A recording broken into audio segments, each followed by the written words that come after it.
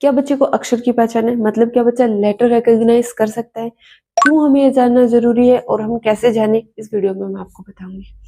राधे राधे आप सभी को, मैं हूं पूनम। स्वागत है आप सभी का मेरे यूट्यूब चैनल काना कृपा लर्निंग में।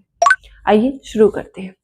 सबसे पहले आपको कुछ चीजें समझनी होगी। हमें क्यों चेक करना है कि बच्चा लेटर रिकॉग्नाइज कर सकता है कि नहीं कर सकता, ठीक है। इसका क्या इंपॉर्टेंस है, देखिए LKG तक बच्चे ने A to Z तक के अल्फाबेट्स और वर्णमाला में स्वर और व्यंजन प्रॉपर्ली सीख लिए हैं, ठीक है।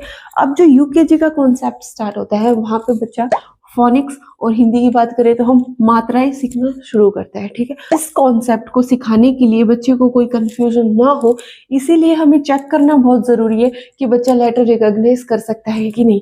क्योंकि कई बार क्या होता है, जब हम ये वर्ड्स बच्चे को बनाना सिखाते हैं, लिखना सिखाते हैं, तो क्या होता है, जैसे कि हमने बोला कि त लिखो, तो बच्चा सोचने लगता है कि त कैसे लिखा जाता है ना। तो यही कंफ्यूजन बच्चे का ना हो, इसीलिए हम चेक करते हैं कि बच्चा प्रॉपरली लेटर रिकॉग्नाइज कर सकता है कि नहीं।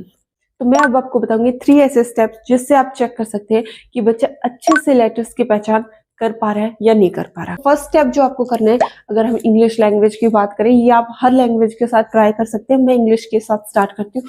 तो आप क्या करें, सिंपली बच्चे को A to Z तक ऑर्डर में लेटर्स लिखने के लिए दें, ठीक है। उससे आप चेक कर पाओगे कि उसने प्रॉपरली A to Z तक लिखा है कि नहीं, मतलब ये कॉन्सेप्ट ऑर्डर वाइज लिखना उसका क्लियर है कि नहीं।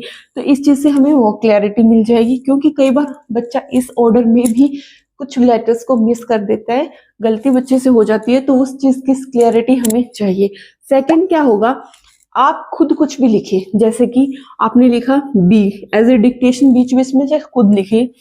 जैसे आपने लिख दिया P, और अब बच्चे से आप पूछे कि बताओ मैंने क्या लिखा है, ठीक है।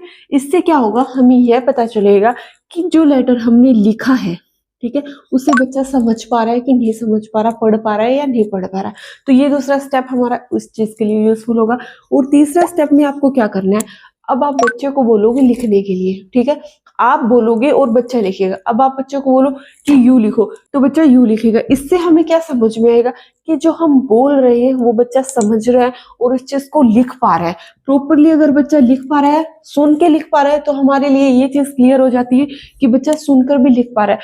तो इन 3 स्टेप से ना हम चेक कर सकते हैं कि बेसिक कॉन्सेप्ट बच्चे का क्लियर है कि नहीं है। अगर बेसिक कॉन्सेप्ट बच्चे का क्लियर है तो UKG के कॉन्सेप्ट को हम स्टार्ट कर सकते हैं, कोई दिक्कत नहीं आएगी। Thank you. I think video आपके लिए यूजफुल रही होगी।